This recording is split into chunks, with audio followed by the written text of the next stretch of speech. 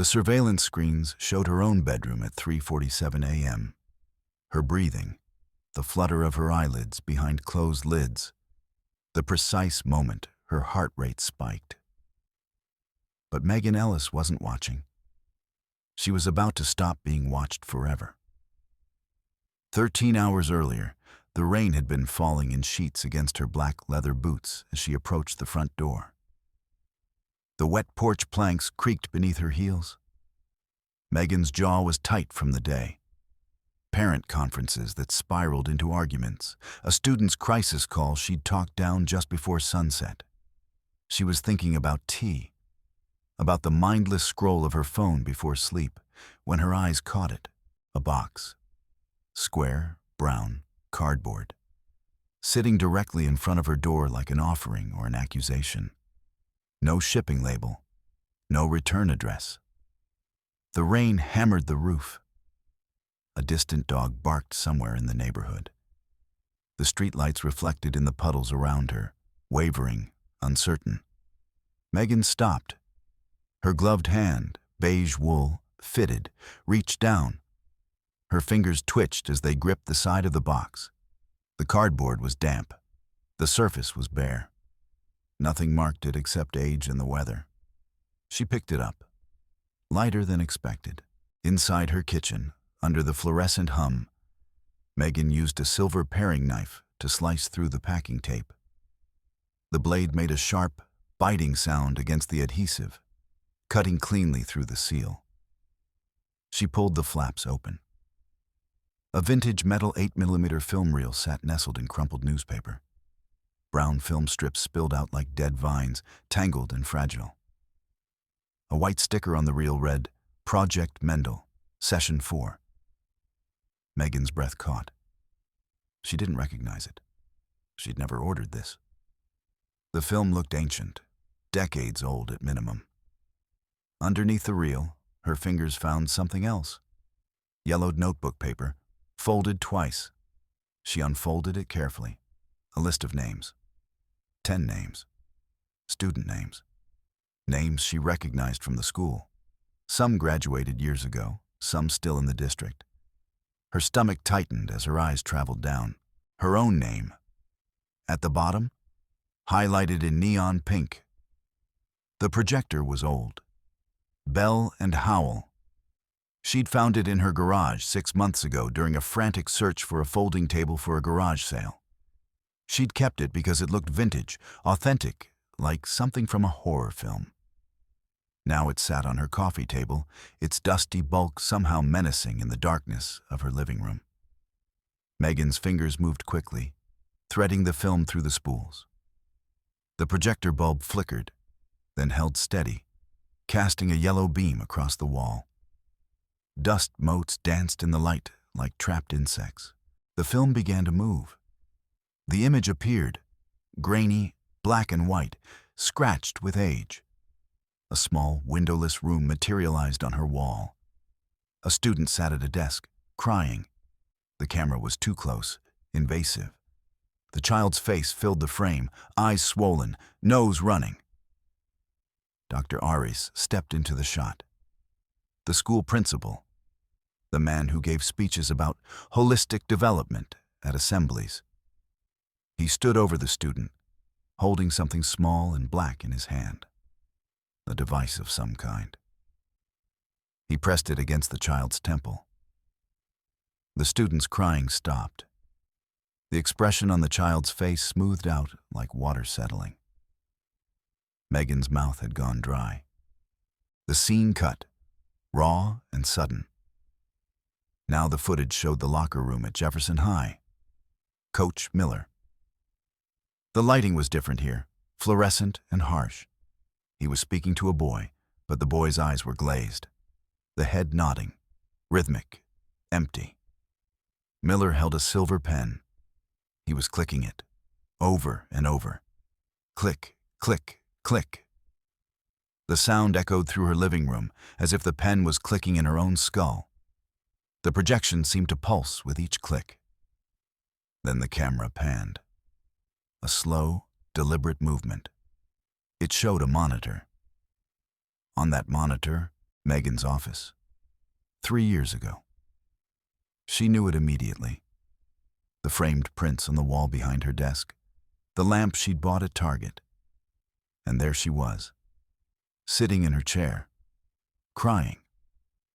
Arthur Vance stood beside her, her mentor, her guide, her hero when she'd been hired fresh out of her master's program, overwhelmed and terrified by the real world of education. He was patting her hand. His expression was gentle, paternal. In his other hand, he held the black device. "No," Megan whispered. The word came out broken. "No." "Art, what did you do?" The film stuttered, jumped. She watched herself, younger self, destroyed self, as Arthur held that device against the side of her neck. The projector began to smoke. Megan lunged forward, her silhouette bisecting the light beam. She fumbled for the power switch, her hand shaking so badly she nearly missed it. The film caught on the lens, began to melt. The plastic curled and blackened. Arthur Vance's face bubbled into liquid black. His features disintegrated into nothing. The smell hit her, acrid, chemical, wrong. She'd grabbed the film reel and shoved it into her leather bag. Not thinking, acting on pure survival instinct. The school parking lot was 3 minutes away. Late evening, dark, the rain still coming down in sheets. Most faculty had left hours ago. She'd stayed late because staying late meant not going home to an apartment that suddenly felt like it was watching her. Now it was watching. Everything was watching. Her black boots crunched on the asphalt as she sprinted toward her old SUV. The keys jingled wildly in her shaking hand. Rain lashed her face, blurring her vision. The parking lot was a landscape of shadows between the parked vehicles. Dark shapes, hiding spaces. A figure lunged from behind a van. The impact came first. No warning, no sound except the moment of collision. Megan was slammed against her car door, the metal groaning under the force. A hand in a black latex glove crushed her throat. The grip was professional, practiced. She couldn't breathe. Her vision began to tunnel. The hand tightened. She saw her own reflection in the car window, eyes wide, face reddening. Above her, the attacker's face remained hidden beneath a hood. She could see nothing but the latex glove and the dark fabric. Adrenaline, pure and chemical. Megan drove her knee upward with everything she had. The impact was solid, definite. She felt it connect with the soft tissue of the attacker's groin. The figure grunted, muffled, distorted, and recoiled. The grip on her throat loosened just enough. She swung her leather bag like a flail. The corner of the projector inside hit the attacker's temple. Hard. A spray of blood and rain flew into the air, bright against the dark night. The figure staggered backward, one hand flying up to their head. Megan fumbled with her car door, sliding into the driver's seat. She slammed the door, locked it. Her hands were shaking so badly that she nearly dropped the keys, but muscle memory took over. The key went in. The engine roared to life. She floored the gas. The tires screamed on the wet asphalt, sending a plume of water over the staggering attacker. She didn't look back. The rearview mirror showed a dark figure on their knees, one hand pressed to their head. Then the figure was gone, swallowed by the night and the rain. Her taillights disappeared into the dark. Red, then nothing, then dark. Arthur's office was exactly as she remembered it. Mahogany desk, high-backed leather chair, a painting of a sailing ship on one wall. Everything suggesting stability. Everything suggesting a man who had his life in order. She stood in front of that desk, her knuckles white as she gripped the edge. Arthur sat calmly, as if he'd been waiting for her all morning. His silver hair was perfectly coiffed. He wore a charcoal suit and a tie the color of dried blood. He was sipping from a white china cup. The spoon made a soft clink against the porcelain as he stirred. "I saw the film, Art." Megan's voice was sharp, accusatory. "I saw what you did to those kids, and what you did to me." Arthur set the cup down slowly. His movements were deliberate, precise. A man performing a ritual he knew well.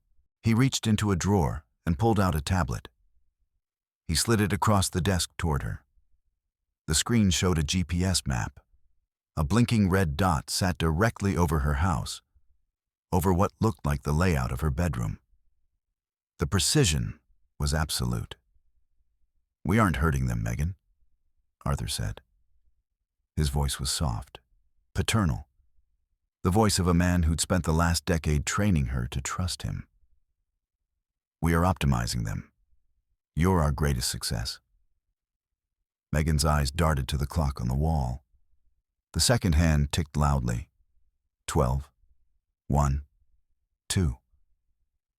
She noticed for the first time that the office had no windows. Only high-definition screens acting as fake windows, showing a looped video of a sunny day. A perfect, endless afternoon that never changed, that never rained, that never ended. A loud buzzer sounded. Arthur glanced at his watch.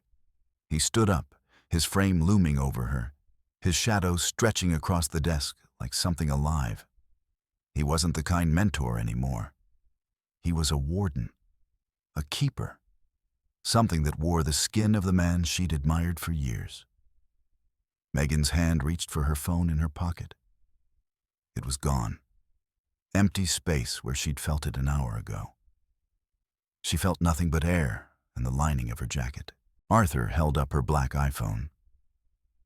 The screen displayed a message in red text. "Upload interrupted." "You tried to send something," he said. "Very ambitious, very Megan. We've been tracking your upload for the last 90 minutes. The packet never left the library." The stairwell was concrete and steel. Megan burst through the office door and hit the stairs running. Her heels clanged like gunfire against the metal steps, the sound echoing in the enclosed space. She leaped down 4 steps at a time, her hand sliding along the iron railing. Behind her, she heard the door slam open. 2 men in Navy tactical gear. The first one drew a taser. The yellow probes fired, trailing copper wires like spider webs through the air. Megan ducked.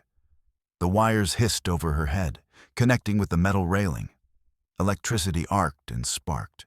She grabbed the heavy yellow wet floor sign leaning against the wall, an implement so stupid, so mundane that it had probably been there for weeks, unnoticed. She hurled it upward with all the strength she had left. It struck the lead guard's shins. He tumbled over the railing, his body following the laws of physics down the central stairwell. The sound of his impact came seconds later. Wet, final, total.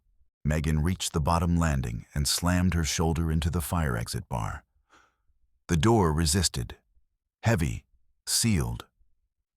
She slammed it again, her entire body weight focused on the metal push bar. Screws in the door hinge rattled and shook. The door gave way. Megan stumbled out into the blinding gray light of the alleyway. She tripped over a stack of wooden pallets, her hands connecting with wet concrete. She regained her footing and sprinted forward. The pallet stack splintered behind her as the second guard emerged from the stairwell door. The alley opened onto a side street. She didn't stop, didn't think, just ran. The library media room was dim and private. Megan had shown her ID at the front desk and paid cash. The librarian hadn't looked up from his book. She'd fed the second reel, smaller than the first, tucked into a metal canister marked with faded lettering, into a modern digital scanner. The screen flickered as it converted the analog signal to digital preview. High-pitched digital whine. The data progress bar crept forward. 15%, 23%, 41%. The footage began to play. A boardroom. The school board members sat around a long table, each one's face clear and distinct in the film. They were signing a document. The title was written in large letters: Behavioral Asset Liquidation. Megan recognized them all. The superintendent, the board president, the state comptroller who'd given a speech at graduation 2 years ago. And there, the governor of the state. His distinctive signature was being written across the bottom of the page. The camera panned slowly across their faces. Each one was smiling, satisfied. The work was being done. The project was moving forward. Then the camera turned. Sarah, Megan's best friend, Megan's closest colleague, the person she'd gone out for drinks with just last week and talked about her plans to maybe go back to school for her doctorate. Sarah's face filled the screen. She was holding the camera, holding it to her face, her eye large and distorted by the lens. She smiled into it. A real smile. Warm. She winked. "Phase 1 complete," Sarah said. Her voice was clear through the library headphones. "She has no idea." Megan ripped the headphones off. She looked through the glass of the media room partition. Sarah was standing in the library aisle 20 feet away, standing perfectly still, staring directly at her with a blank, neutral expression. Sarah wore a bright yellow coat that made her look like a warning sign. Megan stared back. The distance between them felt both enormous and non-existent. Sarah raised a hand, not to wave, to hold up a small black device. The same device Eris had held. The same device Vance had used on her past self. Sarah clicked it once. Megan's vision began to blur. The library lights spun into long streaks of color. The bookshelves twisted. The floor tilted. She tried to stand, but her legs wouldn't obey. The last thing she saw before the world went black was Sarah's blank face, still watching, still patient. She opened her eyes in a metal chair. The room was cold. Fluorescent lights flickered overhead, the kind that never quite settled into a steady glow, always on the edge of a seizure-inducing flicker. Her wrists were bound by thick leather straps to the armrests. Her ankles were strapped to the chair legs. She tried to move and found nothing but restraint. Complete and total. This was a dental chair. She recognized it. The same model used in the school's health office. But that office had normal walls and normal light. This room was different. Tiled, hospital-like, designed for cleanliness and containment. Coach Miller walked into her line of sight. He was holding a surgical tray. On it, instruments, scissors, forceps. A long, thin needle filled with clear, viscous liquid. He moved toward her with the focused attention of a man who'd done this before. Many times. The needle caught the light. Miller's expression was clinical, cold. He held the needle between 2 fingers, his hand steady. He was looking at her neck, at the soft skin where her carotid artery was, the place where pressure and precision could do so much damage. Megan didn't think. She moved on pure animal instinct. She slammed her head forward. The impact caught Miller square in the nose. She heard the wet crunch of cartilage, felt the shock of bone against bone travel up through her skull. Blood sprayed across her shirt, bright, real, arterial. Miller staggered back, one hand flying to his face, the other dropping the syringe. The needle clattered on the tile floor. Megan kicked out at the tray stand. It toppled and crashed into Miller's legs. He went down, his body connecting with the cold floor. Megan twisted her wrist against the leather strap, pain shooting through her arm. Her skin was slick with sweat. The leather shifted just enough. She pulled harder, her hand slipping through with a rasp of material against skin. One hand free. She reached down and worked at the ankle straps with trembling fingers. The buckles were simple. She got one loose, then the other. Miller was still on the ground, blood covering his face, his hands covering his nose. But he was breathing. He was moving. He would be functional again in seconds. Megan lunged from the chair. She grabbed Miller by his hair and slammed his face into the metal edge of the dental chair. The impact was absolute. His body went limp.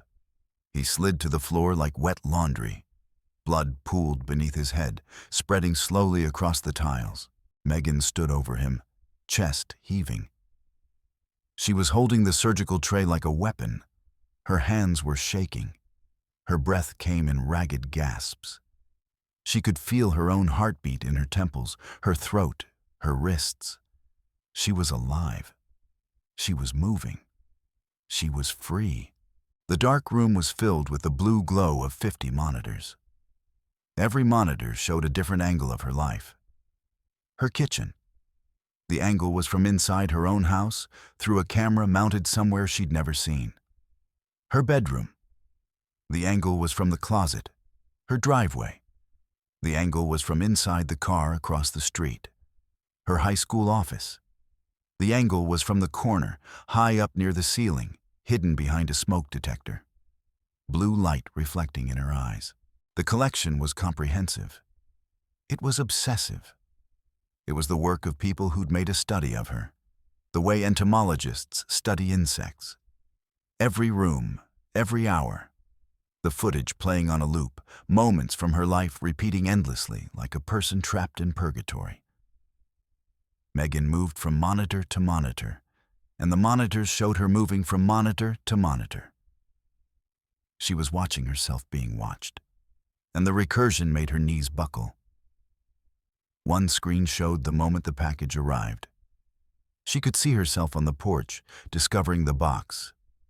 But the angle was from inside her house, from the peephole, and she could see the person who'd left it, Arthur Vance.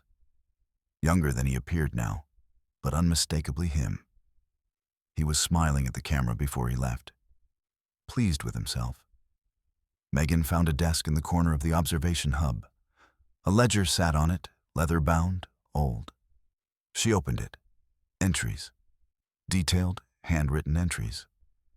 But they weren't about student experiments. They were all about her. Entry 402. Subject Megan Ellis responds to stress stimulus. Package delivered.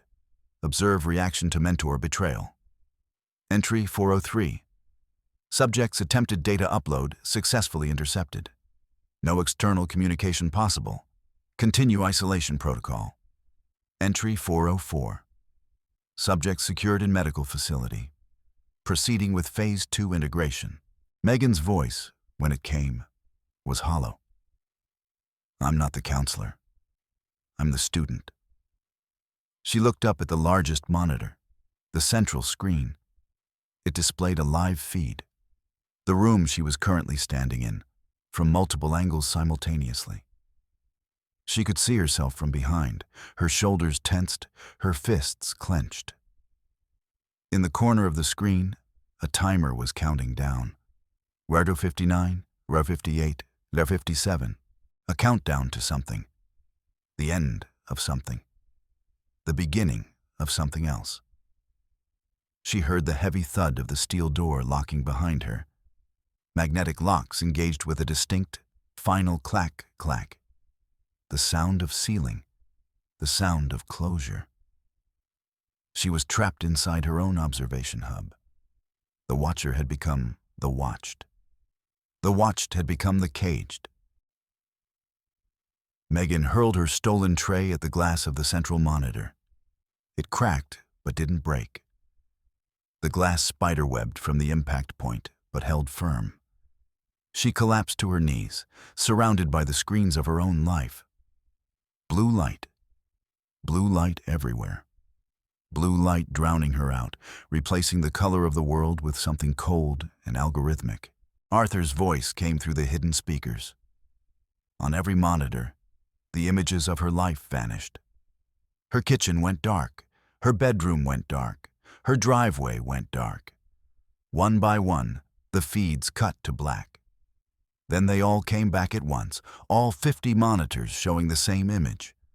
Arthur's face, calm, smiling, watching her watch him. "You were a burnout, Megan," his voice said. Smooth, amplified, inhuman in its perfection. "I gave you purpose. This conspiracy is just the final exam in resilience." He was pointing, his finger extended from the screen directly at her. "You have 30 seconds to decide, Megan. Accept your role as an instructor for the next generation, or become another statistic in the failure column." A low drone started somewhere in the room, a secondary motor engaging, a machine coming to life. A canister in the corner began to hiss. White gas started to pour out, thin at first, then thicker, more substantial. The air grew heavy and hazy. Megan's lungs began to burn as she crawled toward the door, her fingers clawing at the seam where the metal had sealed. Her nails scraped against steel. Nothing. The door was seamless. The gas was everywhere now. She couldn't see the monitors anymore. She couldn't see anything except the white fog and the faint outline of the door and the burn in her lungs. She found a small vent near the floor. She drove the surgical tray into the vent cover and pulled with every ounce of strength remaining in her body. The metal groaned. She pulled harder. The metal twisted. She pulled until something in her shoulder popped. A bright flash of pain, and then the vent cover snapped. Screws fell onto the tile floor, clattering like small bells.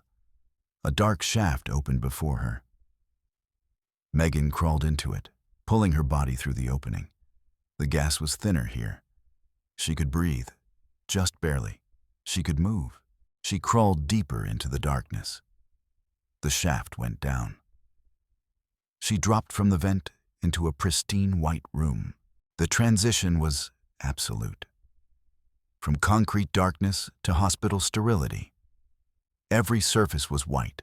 The walls were white. The floor was white tile. The shelves were white. In the center of the room, on a white pedestal, sat a single reel.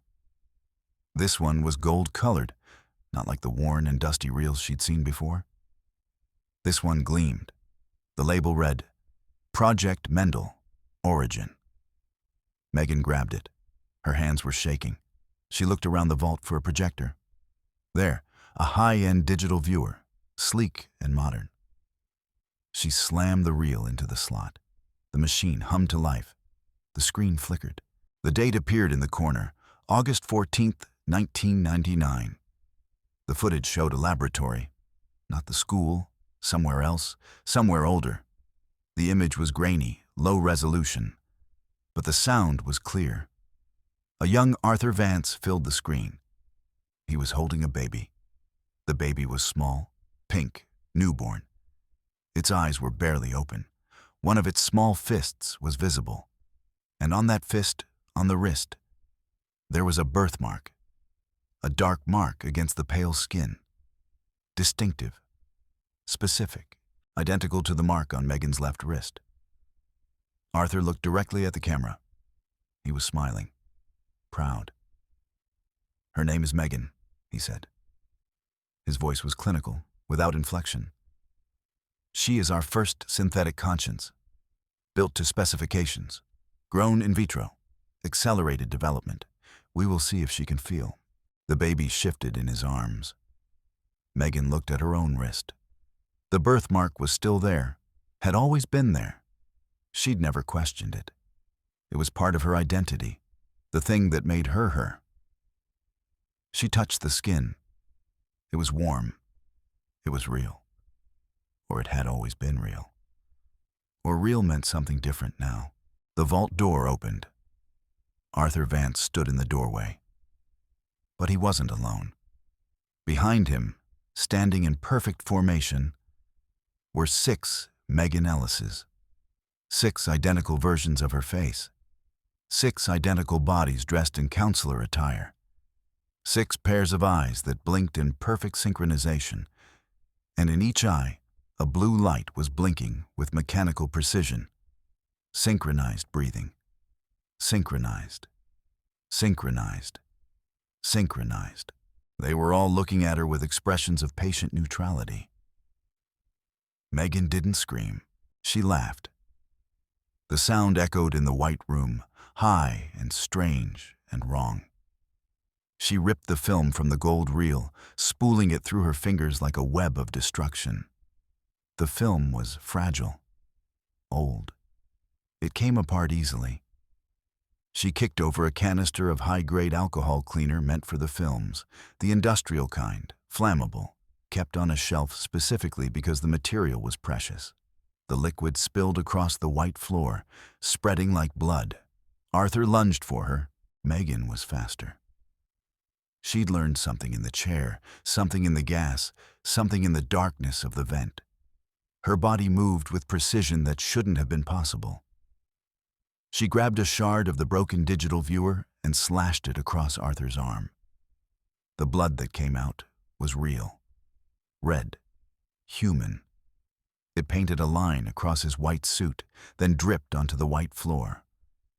The clones moved with puppet-like precision. Synchronized steps. Synchronized arms. They began to converge on her from all sides. Megan swept a shelf of film canisters onto them. The metal drums rained down, connecting with their bodies, their faces, their synchronized blinking eyes. She struck the Zippo lighter, the one she'd taken from Coach Miller's desk in that other lifetime when she was still trapped.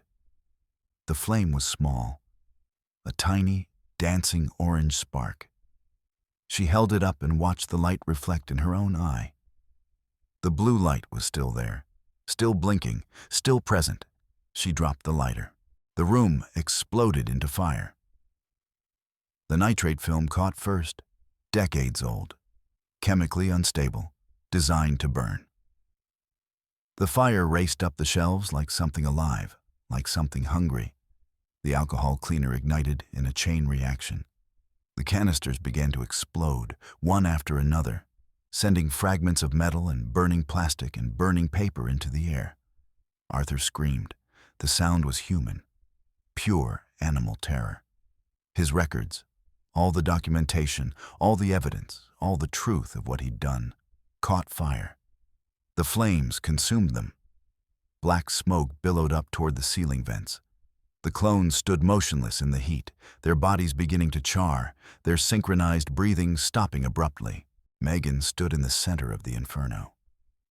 The heat washed over her like something familiar, like recognition. Her skin wasn't burning.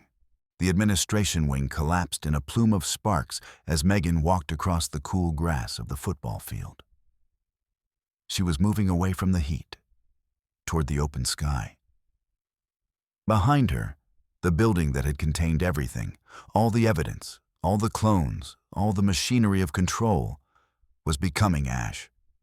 The dawn was clear and blue. The color was returning to the world. The fire was orange and yellow and red. But everything else was beginning to be real again. Real colors. Real light. A teenage boy sat on the bleachers. Leo. She remembered him. He'd come to her office last month. He'd been crying about pressure from his parents, about expectations, about the weight of being human in a system that didn't want humans. She'd listened to him. She'd told him that his feelings were valid, that his experience mattered, that he should trust himself. He'd remembered. He was holding a camera. Her camera, the one Arthur had taken. "I got it all, Ms. Ellis," he said. His voice was quiet and proud. "Every frame. It's already on the cloud." Megan sat beside him. She looked at her wrist. The birthmark was beginning to fade. The skin was smoothing over, the dark mark becoming lighter. The edges were dissolving as if the mark itself was a projection, a hologram, a false memory of who she was supposed to be. She was becoming something different, or becoming what she'd always been. The distinction had stopped mattering somewhere in that white room. She took the camera from Leo. She looked into the lens that had recorded everything, the lens that was still recording. She smiled. a smile that was genuine, because she'd learned what genuine meant, what real meant, what it meant to be a person instead of an asset. She clicked the power button. The screen went black. "Class dismissed," she said.